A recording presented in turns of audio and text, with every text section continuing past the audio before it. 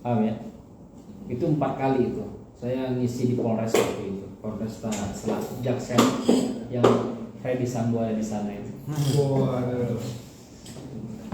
Saya pergi semua hotel mau disiapkan semuanya, ya. Kemudian saya di akhir Ramadan ditransfer 25 juta. Ya, kita ngisi ya cuman sekali, semua akomodasi disiapkan, ditransfer 25 juta. Saya cuma ngitung-ngitung aja, itu 25 juta itu kalau saya ngisi di Jogja, ya ngisi di Jogja itu apresiasinya beragam. Di Jogja apresiasinya beragam, dan ini saya berharap nanti perbaiki niat, terus tingkatkan kualitas gitu ya. Di Jogja ini kalau kita ngisi kajian, ada yang syukron ya Ustaz, nanti kan panggil lagi Ustaz.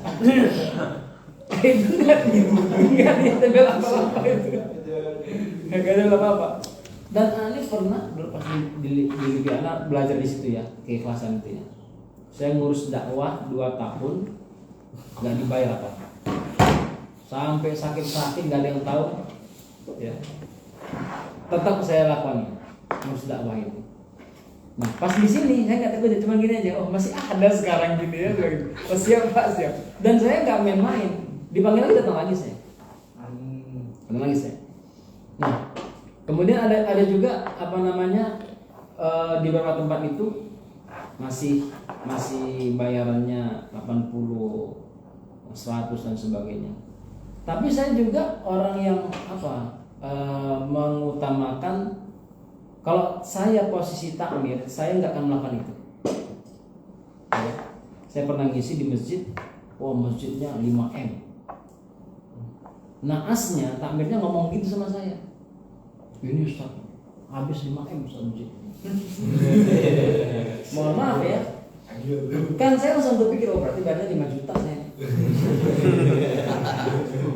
Ya kan, misalnya 5M kan, orang-orang sekitar tuh dosen, profesional dan sebagainya juga, berapa bayarannya gitu. Pas khutbah saya, nah biasanya kalau pas saya khutbah itu, saya pulang belikan kue sama anak saya. Bang, kuenya 3 bang. Oh iya. Saya buka amplopnya, masya Allah ini 75.000. Oke ya, saya nggak saya permasalahkan. Tapi ingat, khotib itu bukan hanya tampil di depan itu. Khotib itu menyiapkan materi itu sampai 2 jam 3 jam. Coba nggak dibayar ya. Tampil dia 15 menit. Menyiapkan materinya, mikir. Apalagi nih. Lalu akhirnya saya hubungin takmirnya. Pak, masih ada utang bang? Oh nggak ada Ustaz. Di bank banyak bang? Banyak Ustaz. Saya bilang kalau banyak, wajar nggak mesti sebegitu mahal, dan antum ngasih transfer Ustaz seperti ini. Kalau saya yang kerannya ada di mana-mana, nggak terlalu mikir. Saya cuma mikir aja, ada Ustadz naik motornya hampir dol semuanya, kemudian ente bayar seperti itu. Dia berharap dari situ dia bisa nyekolahkan anaknya, baru ente harus bayar seperti itu. Baiknya seperti apa Ustaz? Yang wajarnya saja. Akhirnya mereka naikkan di 250. Nah, setelah 250 saya bilang, ini begini saya. Coba ya, mohon maaf nih. Ada ustadz senior di Jogja ini yang kehidupannya dari dulu sampai sekarang begitu saja. Walau saya tidak menyalahkan juga orang kita, bisa jadi beliau juga tidak meningkatkan kualitasnya. Nah, ini juga perlu catatan. Tapi yang mau saya sampaikan tentang ini, ketika kita melakukan sesuatu dengan kualitas tertentu, lalu kita ambil harga dari situ, dan itu sesuatu yang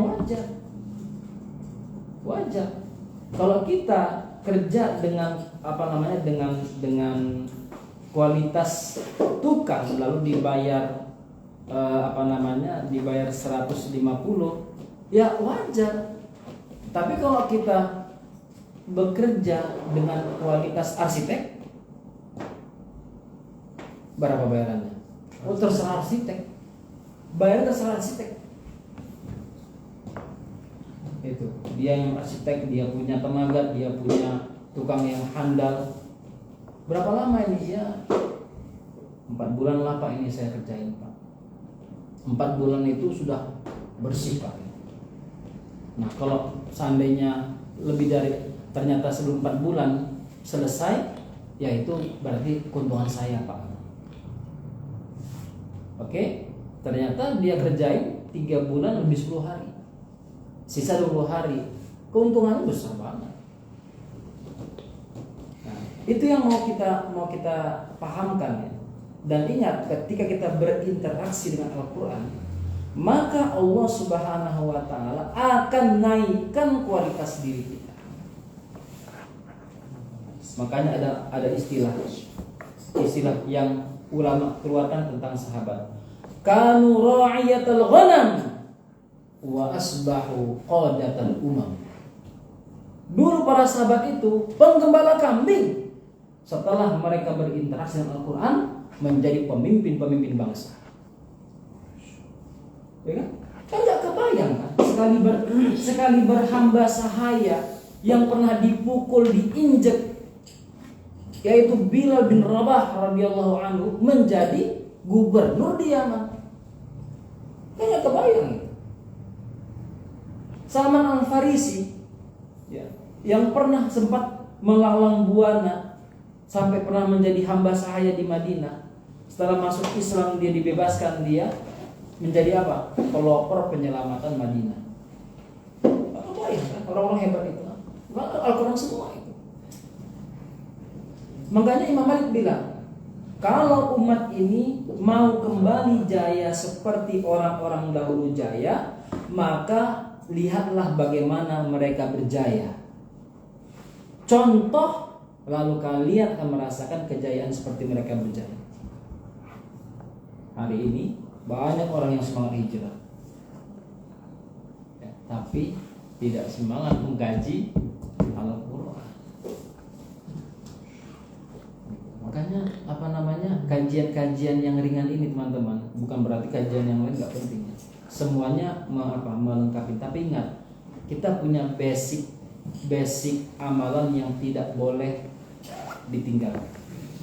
Ya, yaitu apa? Yang pertama Al-Quran itu. Yang kedua rukun Islam itu. Al-Quran dan rukun Islam, kan rukun Islam itu syahadatain, sholat, zakat, puasa, haji. Ya, ini urutan ini namanya urutan tauqifi. Urutan yang memang Allah sampaikan kepada Rasulullah SAW. Yang mana urutan ini, yang satu lebih tinggi daripada yang dua, yang dua lebih tinggi daripada yang ketiga, yang ketiga lebih tinggi daripada yang keempat, ya, yang keempat lebih tinggi yang kelima, dan sebaliknya, dan seterusnya. Kalau seandainya dibalik, nggak sinkron. Ada orang yang rajin haji, ya, baru bilang gini, kan saya udah haji, tiap tahun saya haji, tiap tahun saya haji, saya sholat di Masjidil Haram, pahalanya 100.000 kali lipat. Itu sama kalau saya sholat di Indonesia, udah berapa tahun kan? Jadi akhirnya nggak usah ribut kalau saya nggak sholat di masjid, udah gitu deh Pak.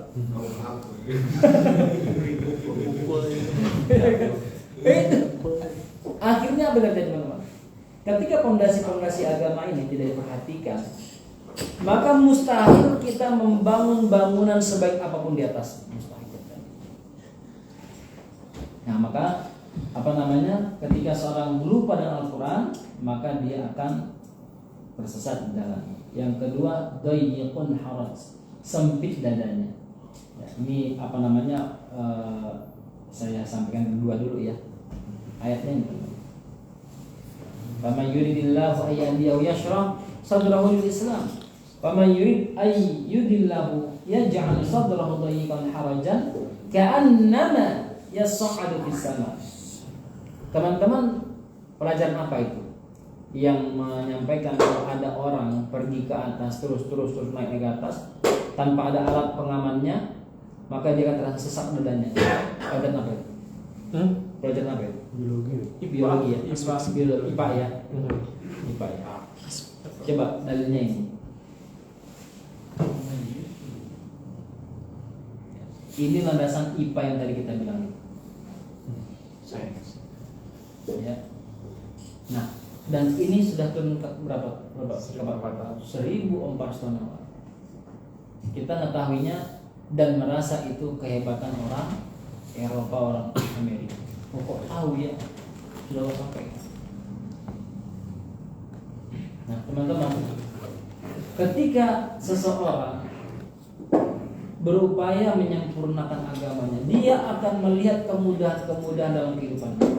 Tetapi kalau dia tidak mempelajari agama ini, sepele, masa bodoh dengan agama ini, maka dia akan mendapatkan kesempitan hidupnya sampai dia merasa sesak dadanya. Anak nggak bisa diatur, istri pergi kemana-mana, rezeki sempit, tambah nggak pernah lagi ibadah. Kompleks sekali. Maka jangan pernah meletakkan standar kebahagiaan itu banyak harta, pekerjaan bagus, banyak istri. Wah, Haji. Enggak itu standarnya. Standar kita apa? Qad aflahal mu'minun. Sungguh bahagialah orang yang siapa itu? Alladzina hum fi sholatihim khashi'un, yang khusyuk dalam salat. Walladzina hum lizakati fa'ilun, mereka yang membayar zakat. Walladzina li furujihim hafizun, yang menjaga kemaluannya. Illa ala azwajihim aw ma malakat aymanuhum fa innahum ghairu malumin. Faman ibtagha wara'a dzalika fa ulaika humul 'adun walladzina hum li amanatihim wa 'ahdim ra'un, mereka yang menjaga amanahnya. Walladzina hum ala salawatihim hafizun, mereka yang menjaga salat-salatnya. Itu orang yang sukses. Selain itu sukses, tapi kesuksesan yang semu. Ya, sukses juga tapi kesuksesan yang semu. Mohon maaf ini ya, saya punya teman di Surabaya, pengusaha. Dia banyak teman-teman pengusaha. Dapat bocoran, itu banyak pengusaha itu kaya utang. Kayanya dari utang. Sampai terceplos salah satu salah satu kata-kata dari istrinya ketika dia belanja, suaminya belanja gitu kan, belanjanya mau bayar pakai apa, padahal dia mobilnya Alphard, mau bayar pakai apa, kenapa utang semua. Dan hari ini orang lebih memilih banyak uang utang daripada hidup sederhana tanpa apa.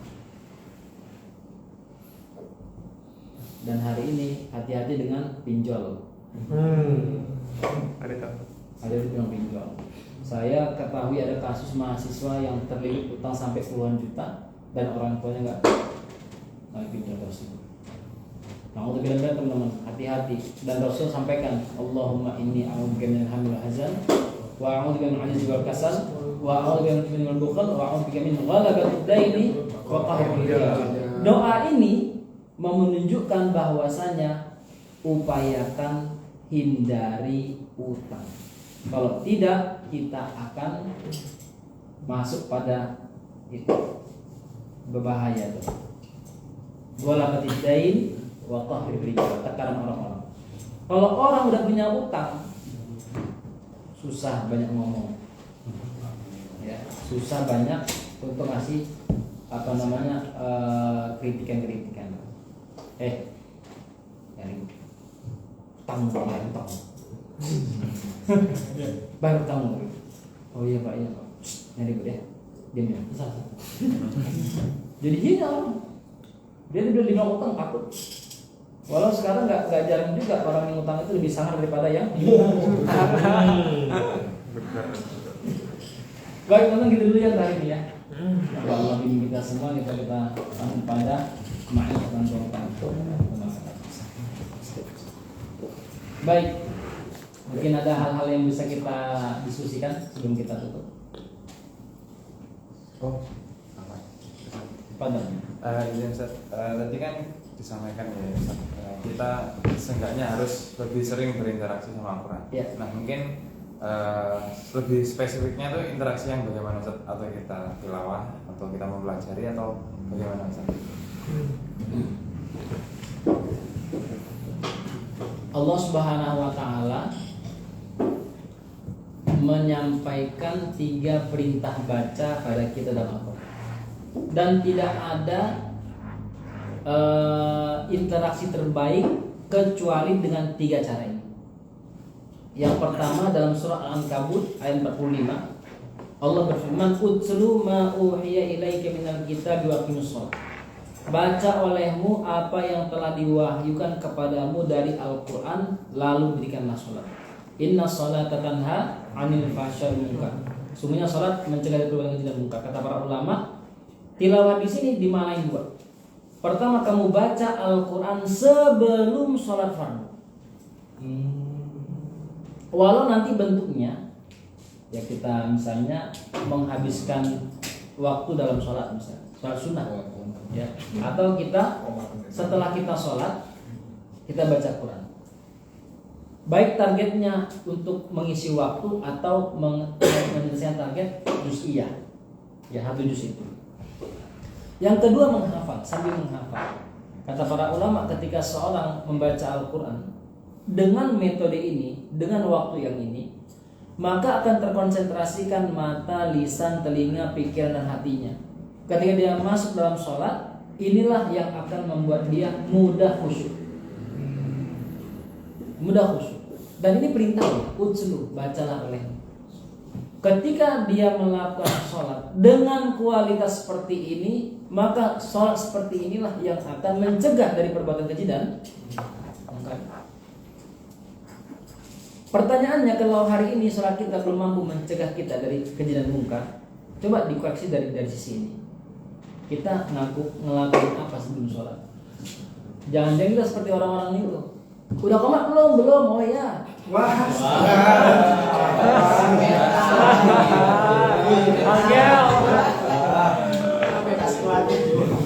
Nanti kalau udah komat bilang ya. Yang baca.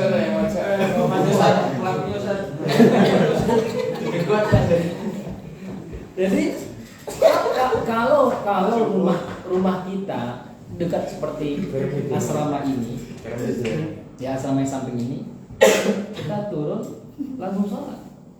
Bisa sholat sunnah di rumah. Rasulullah rumahnya itu pas dengan pintu masjid. Rasulullah buka itu masjid. Makanya Rasulullah SAW kalau sholat sunnah di rumah. Ya. Rasulullah SAW itu ketika mau qomat, Bilal datang. Assalamualaikum ya Rasulullah, dia buka pintu, ya Rasulullah mau qomat. Rasul udah siap enggak gitu? Oh ya udah, qomat. Begitu terus, makanya Rasulullah jarang didapatkan riwayat, bahkan nggak ada riwayatnya Rasulullah sunnah itu di masjid, nggak ada. Nah ini juga lah yang membuat saya berpendapat kalau kita di sholat di Masjidil Haram, Masjid Nabawi, itu yang nilainya 100.000 sama 1.000 itu hanya sholat fardu. Tetapi kalau sholat sunnah lebih utama di rumah. Kenapa kalau lebih utama di rumah? Apakah hadis itu berlaku di Indonesia, tempat lain nggak berlaku di Madinah? Padahal hadisnya di mana keluar? Ayo, hadisnya kan di mana keluar? Di Madinah kan? Di Madinah nilainya. Itu. Jadi tetap nilainya lebih besar di rumah. Nah, jadi itu yang pertama. Jadi hari ini kita jarang sekali standby nunggu azan. Jarang. Dengan melakukan sholat, kemudian membaca Quran. Dan gak jarang hari ini kita pasca azan. Saya sering melihat teman-teman seperti itu, teman-teman mahasiswa itu sudah azan masih main HP.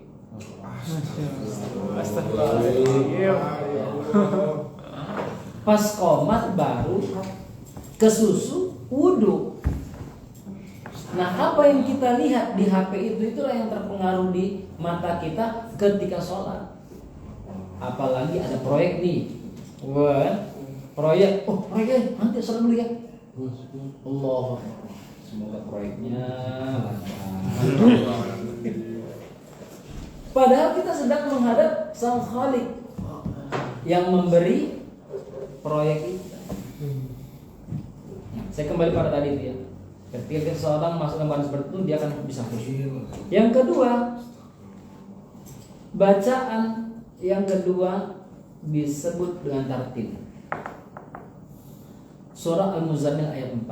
Auzid alaihi warattilil Qur'ana tartila. Atau tambahkanlah di dalamnya dan bacalah dengan tartil. Tapi saya mau ngajak teman-teman dulu mengambil rentetan ayatnya sebelumnya itu. Rentetannya ayat apa ayatnya? Perintah pada Rasul untuk bangun tahajud. Berdiri dalam tahajud setengah malam, sepertiga malam, lebih sedikit atau lebih banyak daripada itu. Dan tambahkanlah saat kamu sholat di dalamnya dengan membaca Al-Quran dengan tartil.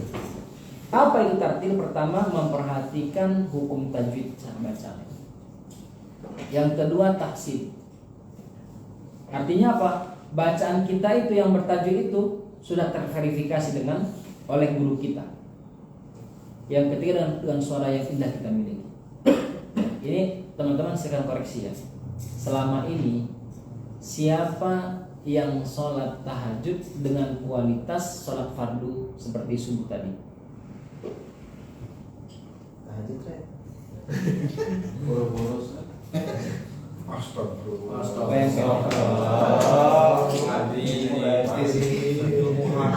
Mu'ajirul asli.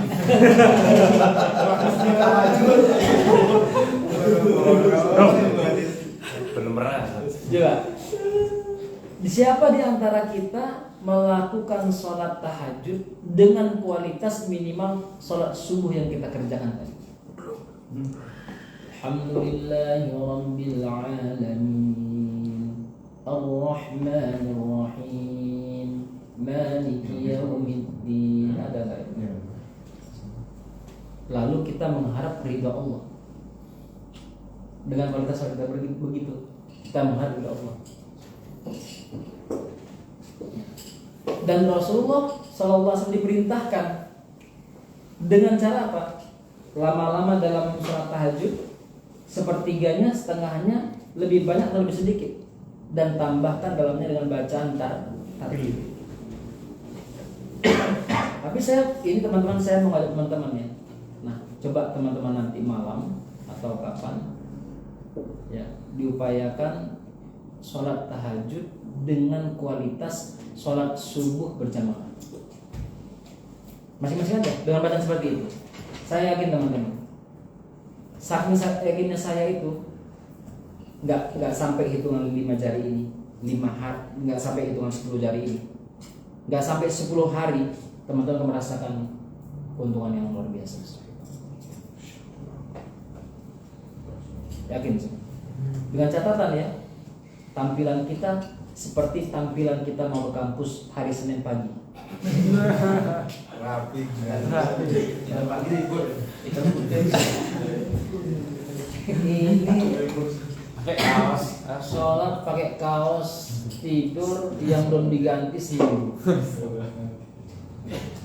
Ya kan? Habis itu nggak sikat gigi.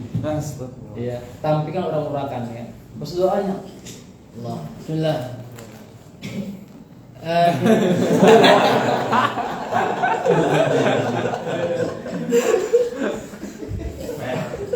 Habis itu kita mengharap apa? Ridha Allah Subhanahu wa taala.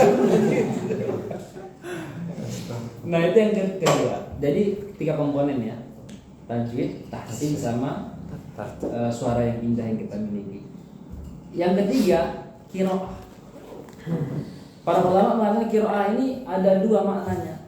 Yang pertama, membaca dan mentadabburi ayat-ayat yang tersurat. Artinya Al-Qur'an. Ya, baca, tadabburi. Baca, paham. Dan untuk itulah Al-Quran diturunkan. Ya. Al-Quran tidak diturunkan sebagai mantra. Ya, Al-Quran tidak diturunkan sebagai mantra atau jimat.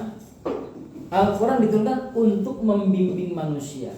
Dan mustahil Al-Quran ini membimbing kita sedangkan kita nggak paham isinya.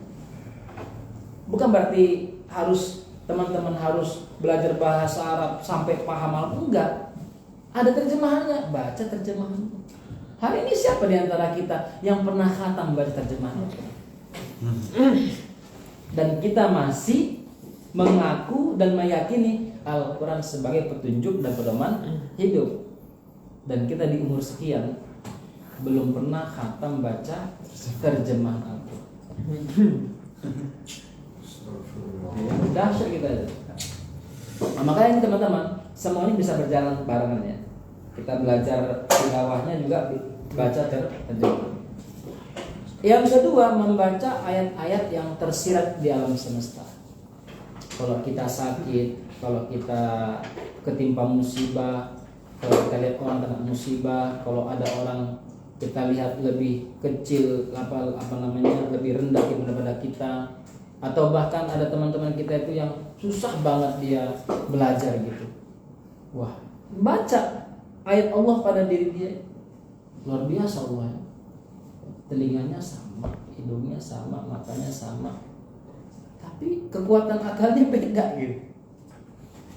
Masya Allah, dia kenapa bisa maju? Padahal sama-sama manusia, sama lulusannya. Kenapa dia bisa tidak? Berarti saya bisa seperti dia atau lebih dari dia, bisa. Kita baca ayat-ayat yang tersirat di alam semesta. Nah, maka tiga ini kalau kita lakukan dengan untuk berinteraksi dengan Al-Quran, kita akan mendapatkan faedah yang luar biasa besar. Dan ingat, kalau cara interaksi ini nggak kita rubah, yang kita lakukan sekarang ini nggak kita rubah, maka akan terjadilah Al-Quran seperti yang kita rasakan sekarang, tidak akan ada manfaat. Gitu ya. Yang lain silakan. Mau nanya Ustaz, tadi kan sempat disinggung soal masalah politik ya. Kalau aku sempat pernah baca buku tuh dulu sering kali kayak bilang udah orang Islam tuh belajar agama aja, ibadah aja, nggak usah ikut campur masalah politik gitu ya. Terus kayaknya juga nyari forum-forum kajian politik yang berdasarkan agama tuh banyak orang yang menghindari gitu, kayak sensitif nih, jangan dicampur adukan segala macam. Pun mendekati tahun-tahun politik, semua pihak politik tuh tahu bahwa Islam punya basis massa yang besar, mereka harus menggandeng para ulama gitu. Jadi ya dimanfaatkan buat kepentingan politik para elit, dan semua pihak juga menggandeng ulamanya masing-masing gitu. Nah, sebagai anak muda yang pengen, kita juga pengen melek politik, pengen kayak Rasulullah, politiknya bisa bagus gitu, bahkan sangat berpengaruh. Itu tuh menyikapinya gimana Ustaz? Mulainya dari mana? Terus strateginya seperti apa di tengah kondisi politik yang nggak ideal? Ya, ini kajian ini cukup strategis dan penjabarannya cukup panjang. Saya sampaikan singkat, nanti kita sambung di pertemuan akan datang ya. Dan saya akan jelaskan nanti di pertemuan akan datang dengan teman saya. Pertama begini, terjadi pergeseran pemikiran dan pemahaman dalam memahami Islam. Ya. Dan ini salah satu keberhasilan penjajah Belanda dalam menghembuskan busuknya politik. Kenapa? Kenapa mereka bilang politik itu busuk? Karena politik yang mereka pahami adalah menjatuhkan orang lain. Oke? Sedangkan politik dalam bahasa Islam sama dengan fikih. Apa itu? Kalau fikih, kita menuntut ilmu untuk tahu cara berinteraksi kepada Allah dengan sebaik-baiknya. Oke?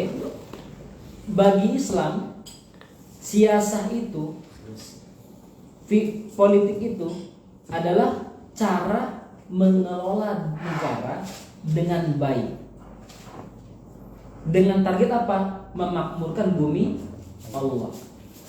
Supaya apa? Orang-orang dalam kehidupan makmur bahagia. Pemikiran politik Islam seperti itu.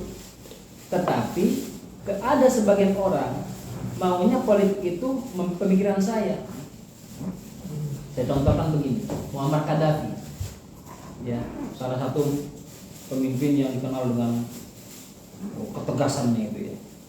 Beliau punya, kalau dalam kitabnya, kitab Al-Akhdar, dia buat negara Libya berasaskan demokrasi, tapi enggak sosialis.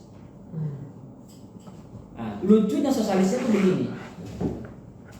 Kalau saya sakit, ya Anda harus sakit. Kan nggak benar. Kalau saya miskin, Anda harus miskin. Nggak benar itu. Kalau saya sakit, harusnya apa? Saya dibantu supaya sehat. Gitu ya. Kalau ada orang miskin, dibantu supaya menjadi mampu dan kaya. Tapi di sebagian pemikiran sosialis nggak begitu. Sehingga nggak jarang terjadi seluruh orang-orang yang dekat dengan Gaddafi yang menyokongnya kaya raya, yang nggak menyokong dia, misalnya begini, walau bukan keluarganya Gaddafi ya, tapi dia punya tulisan untuk memuji Gaddafi. Wah, itu dia bakalan kaya itu.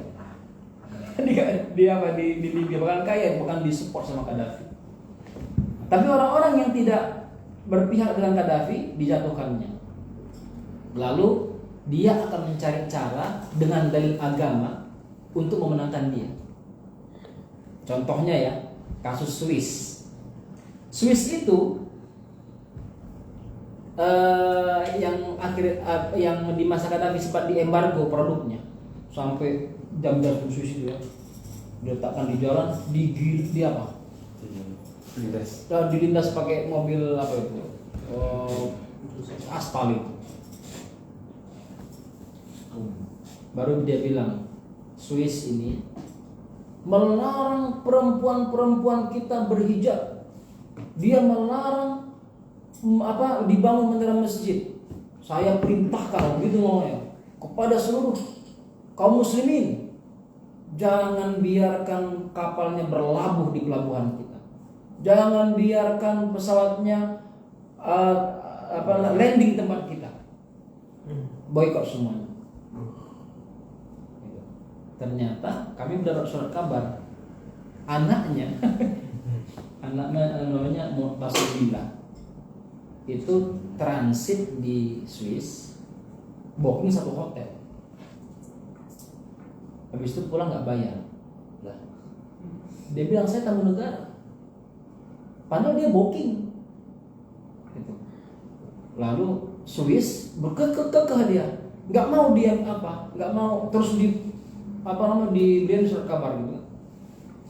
Di Gaddafi. Dia dia embargo minyak. Di stopnya minyak ke Eropa. Wah, baru menjerit Eropa. Menjerit Eropa, semua negara Eropa bilang gini, Swiss kamu minta maaf, kamu yang salah. Gara-gara ente kami kena imbasnya. Minta maaf Swiss coba. Yang salah anaknya, minta maaf Swiss sama Gaddafi. Begitu. Nah itu akhirnya itu yang kita nggak mau gitu. Kita nggak mau ada pemikiran-pemikiran politik yang targetnya mementingkan diri sendiri. Dan politik Islam itu mau ente muslim bukan muslim akan mendapatkan maslahat yang luar biasa. Dan itu sudah dibuktikan di masa Rasulullah sampai masa-masa Khulafaur Rasyidin. Mereka menunjukkan luar biasa sekali, terkhusus ketika mereka berada di Cordoba. Sultan Al-Fatih ketika membuka Konstantinopel terbukti. Kenapa? Dia memainkan politik Islam. Sekarang hari ini siapa yang menjalankan politik Islam itu. Nah maka kita penting mengkaji ini ulang supaya kita lebih paham bagaimana politik Islam itu. Insya Allah pekan depan kita bicara ini ya. Siap. Itu dulu ya teman-teman ya. Saya mohon izin pagi ini agak cepat. Jam 7 harus berada di Walimahan karena ada acara di sana.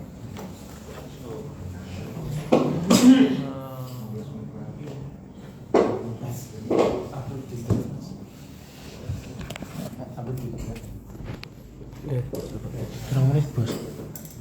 Sudah minta foto dari bisa foto.